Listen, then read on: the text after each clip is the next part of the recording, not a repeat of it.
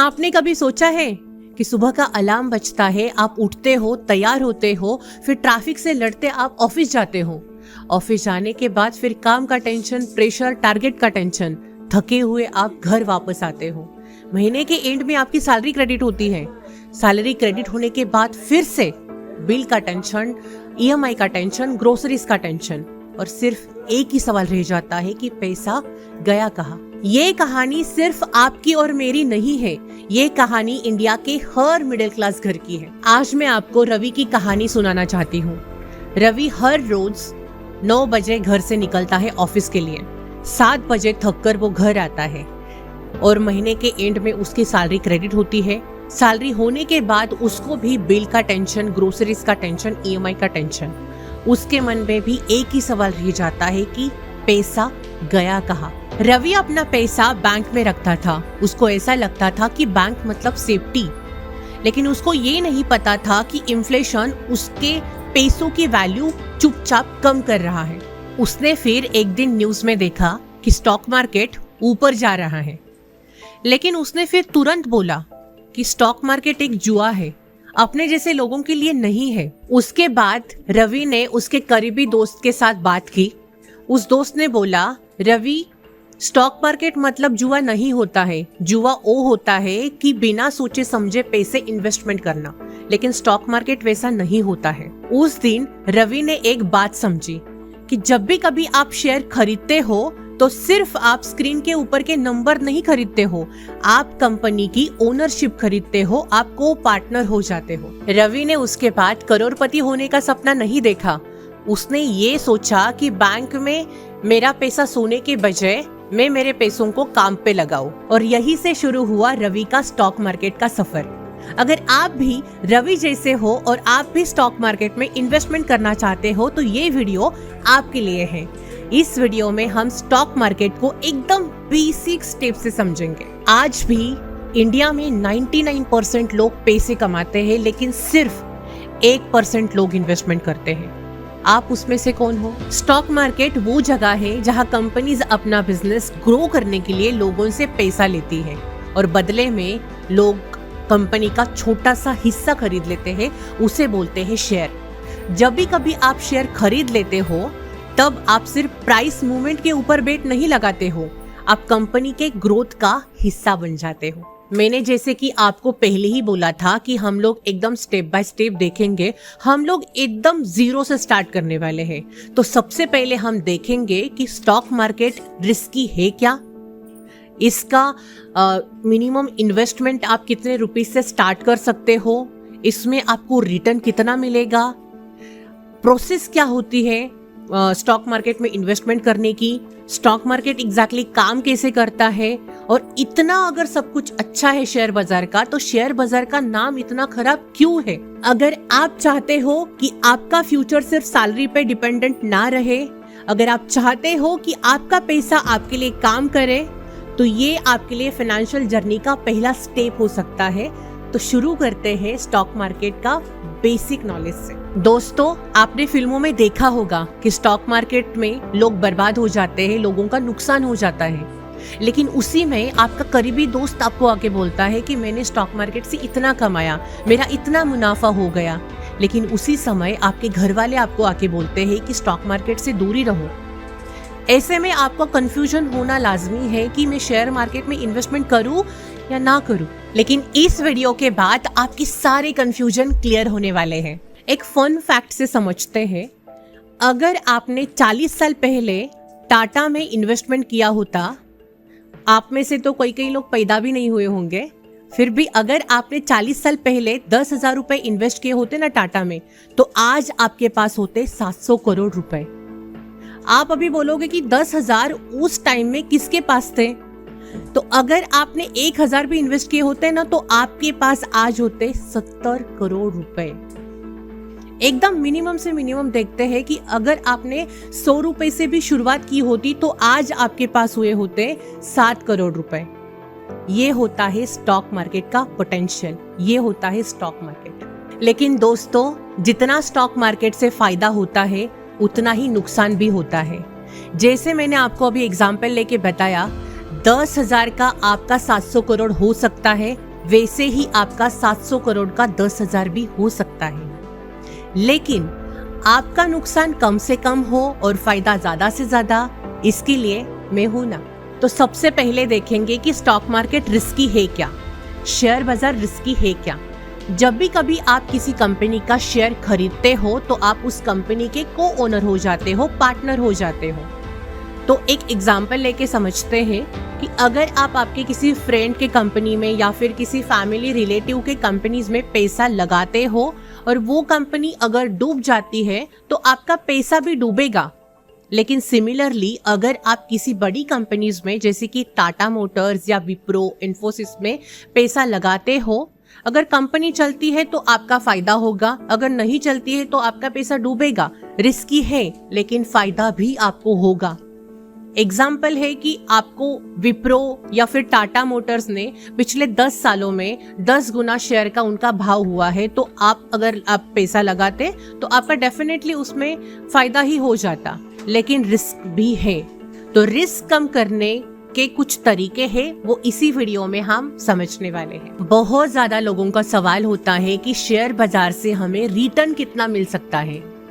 फिर वही कि अगर आप आपके किसी दोस्त के कंपनी में या फिर फैमिली रिलेटिव के कंपनी में इन्वेस्टमेंट करते हो, अगर कंपनी अच्छी चलती है तो आपको 10 गुना, 20 गुना, 30 गुना रिटर्न मिल सकता है, और अगर नहीं चलती है तो नुकसान। ये तो एक शेयर की बात हुई ना। अगर आप पोर्टफोलियो में इन्वेस्टमेंट करते हो, लाइक 8-10 कंपनीज के शेयर में इन्वेस्टमेंट करते हो, तो 1-2 कंपनीज भी अगर नहीं चली तो बाकी का पैसा तो सेफ रहेगा, पूरा तो पैसा नहीं डूबेगा। तो अगर आपके पास बास्केट ऑफ स्टॉक अवेलेबल होता है तो आप इंडिया जैसे हाई ग्रोथ इकोनॉमी में 18 से 20% का रिटर्न एक्सपेक्ट कर सकते हो 5 to 6 ईयर के टाइम पीरियड में। एफडी से भी 3 गुना ज्यादा रिटर्न। तो स्टॉक ऐसे चुनो जो आपको अच्छे रिटर्न दे सकते हैं। तो शेयर कैसे चुनने हैं, इसके लिए मैं आपको एक डिटेल में वीडियो बनाने वाली हूँ। ये सवाल बहुत ज्यादा लोगों को होता है कि इन्वेस्टमेंट कितने रुपीज से स्टार्ट करनी चाहिए। तो शेयर बाजार में पैसे लगाने से भी ज्यादा इम्पोर्टेंट होता है कि कौन सा स्टॉक आपको कंसिस्टेंट रिटर्न दे रहा है। एग्जाम्पल से समझते हैं कि 1000 रुपए जो कोई भी आदमी अफोर्ड कर सकता है मंथली बेसिस, अगर आप 1000 की भी SIP करते हो मंथली बेसिस, 15% का रिटर्न एक्सपेक्ट करके, 1000 मतलब 12 महीने का 12,000 आप इन्वेस्टमेंट करते हो। अगले साल आपने अगर 15% उसमें एड ऑन कर दिया तो 1150 हो गया। 12 साल का इन्वेस्टमेंट 13,800 होता है, एंड सो ऑन 25 साल के लिए।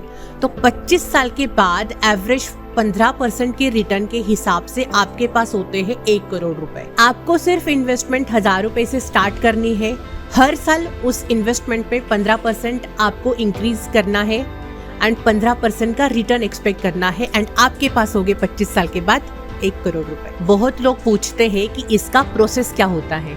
तो प्रोसेस के लिए आपके पास सिर्फ आधार कार्ड, पैन कार्ड और एक सिर्फ बैंक अकाउंट होना जरूरी है।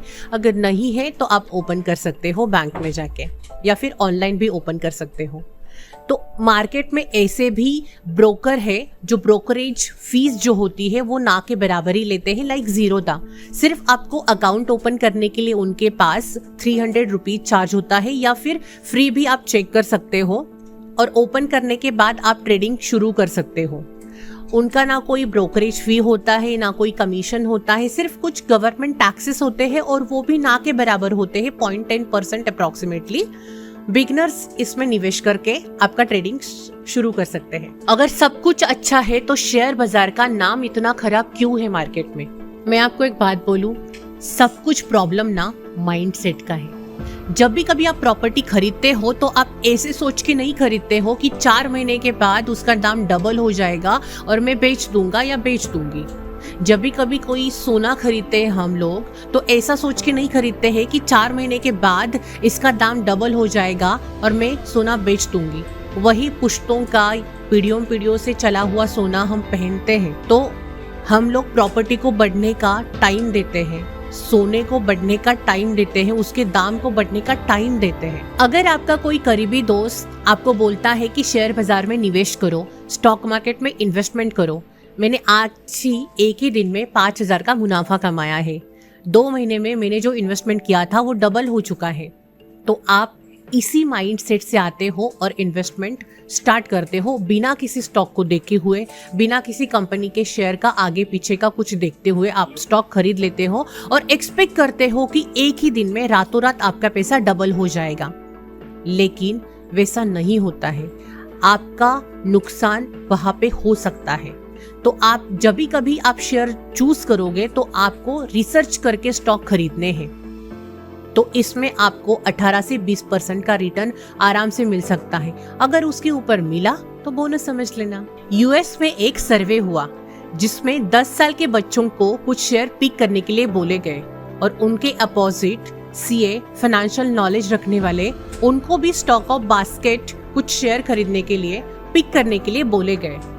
तो 5 साल के बाद पाया गया कि 10 साल के बच्चों ने, जिन्होंने सिर्फ मैथ्स की या फिर साइंस की पढ़ाई की है, उन्होंने सीए को ओवर परफॉर्म कर दिया था। बच्चों ने ना ही कोई इंजीनियरिंग की पढ़ाई की थी और ना ही कोई कॉमर्स की पढ़ाई की थी, उनको सिर्फ आता था मैथ्स और साइंस, जो कि आपको भी आता है। सोचिए बच्चों ने कौन से शेयर पिक किए होंगे? कैडबरी और डिज्नी के, जो कि वो उनके कस्टमर है। कंपनीज जो अपने कस्टमर को सेटिस्फाई करे, उनके शेयर तो मुनाफे में जाने ही वाले थे और सीए ने चूज किए थे, बड़ी बड़ी बैलेंस शीट देख के, बड़े बड़े फाइनेंशियल कैलकुलेशन करके शेयर पिक किए थे, लेकिन ग्राउंड रियलिटी नहीं देखी थी। अगर आप इंजीनियर है तो आप इलेक्ट्रिक मशीन्स या फिर रियल एस्टेट में भी निवेश कर सकते हैं, इन्वेस्टमेंट कर सकते हैं। स्टॉक मार्केट एग्जैक्टली काम कैसे करता है? अगर आपको कोई छोटा सा बिजनेस स्टार्ट करना है तो आप आपके फैमिली के पास से ले सकते हो या फिर किसी करीबी दोस्त के पास से ले सकते हो। अगर आपको थोड़ा ज्यादा पैसा चाहिए तो आप बैंक से भी ले सकते हो, लोन ले सकते हो बैंक से। अगर आपको चाहिए 30,000 करोड़ तो ये पैसा आपको ना आपकी फैमिली देगी, ना आपके करीबी दोस्त आपको देंगे, ना आप बैंक से ले सकते हो। तो ये पैसा आपको कौन देगा? जनता।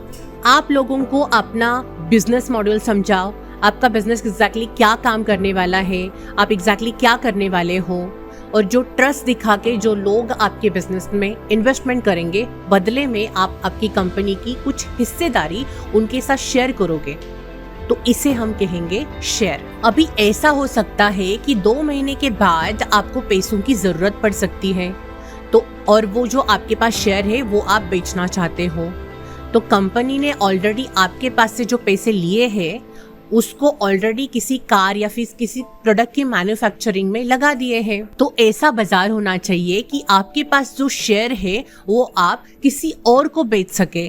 तो इसी मार्केट को हम बोलेंगे शेयर मार्केट, जहां आप पूरे 4000 कंपनीज के शेयर ले सकते हो और आप बेच भी सकते हो। आप चाहे तो आप टाटा के हिस्सेदारी में इन्वेस्टमेंट कर सकते हो, आप चाहे तो गोदरेज की हिस्सेदारी ले सकते हो, और आप चाहे तो जियो के शेयर्स में भी निवेश कर सकते हो, सिर्फ एक क्लिक में।